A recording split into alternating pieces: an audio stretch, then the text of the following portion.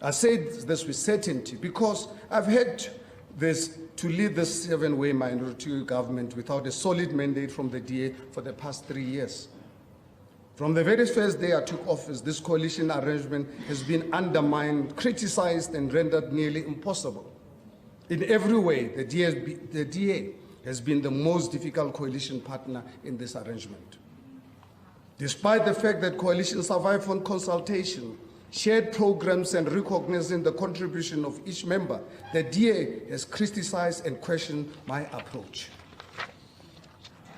Despite the DA only winning 38% of the vote in 2016, elements in the party, some, have expected me to govern arrogantly as if I have an outright majority.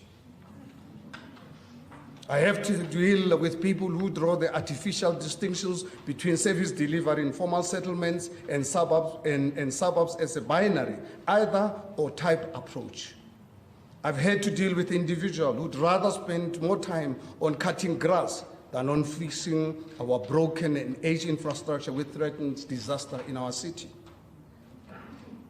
I have to deal with people who do not want me to implement the insourcing program that has benefited over 7,000 families and contained contractual costs merely because it was not DA policy. My response to the DA was, then make it your policy. Unfortunately, it is these individuals who have triumphed at yesterday's Federal Council meeting.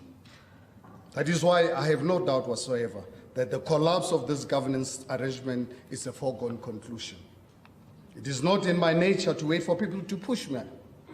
I have lived my life on my terms.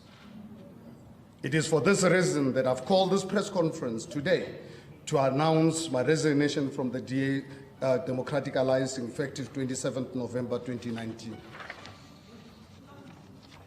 It is on the request of the party leadership that my resignation is held off until this date to afford them the opportunity to identify a new candidate to fill this position. By so doing, I will no longer serve as a Democratic Alliance councillor, and therefore I'm required to resign as Executive Mayor of the City of Johannesburg, effective on the same date.